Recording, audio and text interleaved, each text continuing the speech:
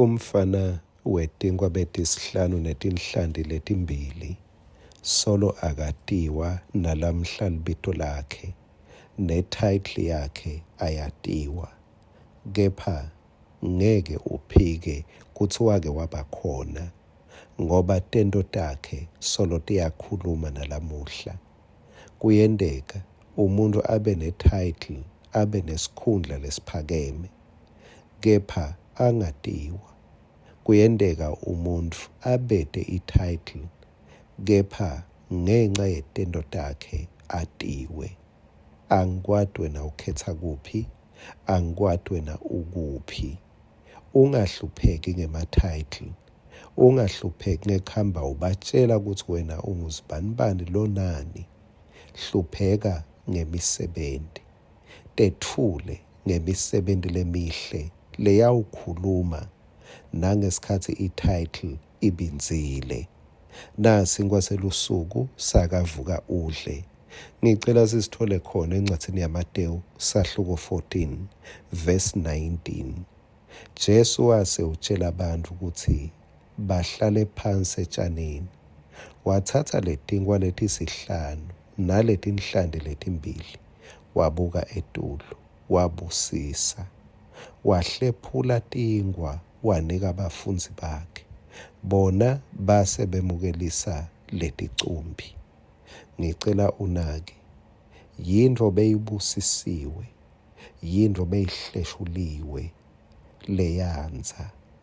Akwanzanga ilofu, kepha kwanza nayiphisi bese yihleshuliwe esandleni semfundzi.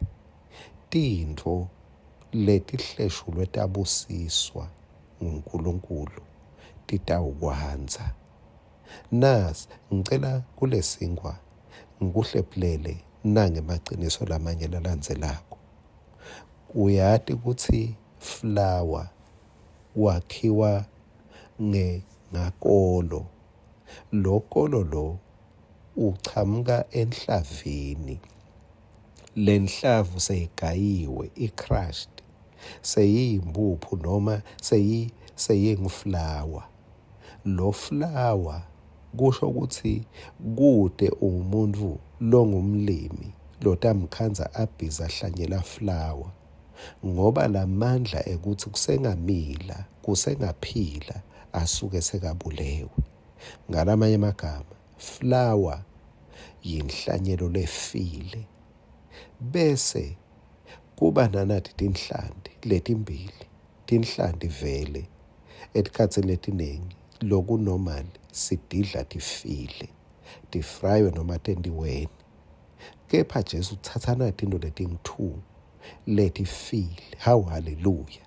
Uthatha nathi into letifile Jesu, uletha kuphila kuto, sewunika abantu. Phela lokwanza kusho ukuthi lento bese inekuphila. Jesu waphilisa lento le, wayenta yaphila yaba nemandla kuthi 5,000 wemadvodza angadla esuthe. Yebo ku-crushed, yebo kuyiphawuda, yebo kufile, impilo ayisekho, akusathi thiki kuletinhlanti. Kepha Jesu lokuphila wenela kukubamba, kwase kuba nekuphila. Kungabe impilo yakho kumbe i-crushed, kungabe impilo yakho kumbe ngazuthi sekude lokutawuhluma lokuhle, kepha Jesu ukuphila.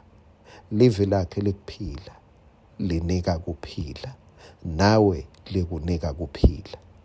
Kumbe kunetintfo, kunebantfu lase ba-crushed, likusasa labo alibonakali, lingiphawuda, linguflour losasiliwe,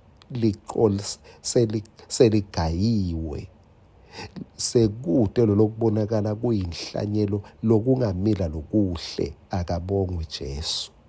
Nawe nami asibheke etulu kuNkulunkulu, simbonge Babe ngaloku loku-crushed, ngaloku lokungiphawuda, ngoba Babe utawukunika kuphila. Amen.